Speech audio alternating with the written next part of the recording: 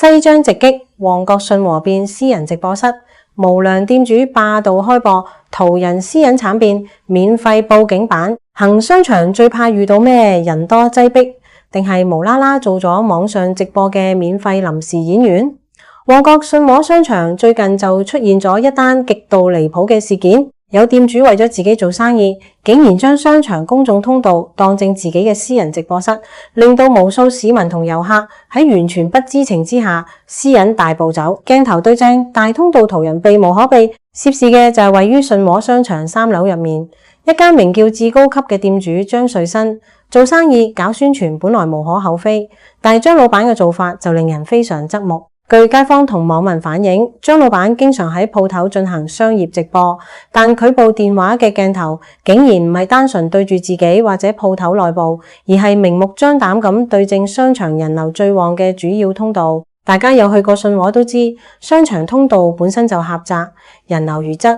張老闆呢個食位拍法，令到所有經過嘅人根本避無可避。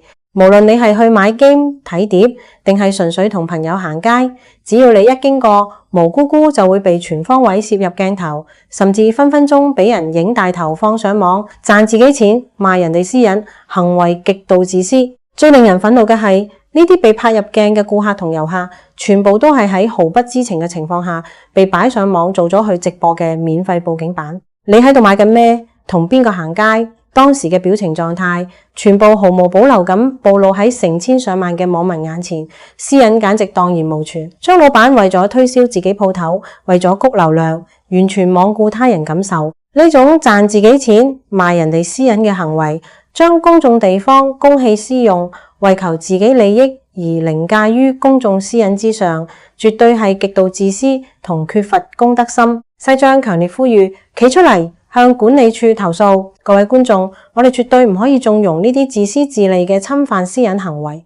公眾地方唔等於可以任人無底線咁偷拍同直播。如果你嘅朋友或者你嘅屋企人曾經喺旺角信和商場行街時，懷疑或發現被至高級店主張瑞新嘅直播鏡頭影咗上網，請你哋千祈唔好啞忍。我哋強烈呼籲受影響嘅市民即刻截圖或保留相關直播片段連結作為證據，立刻向信和商場管理處作出正式投訴。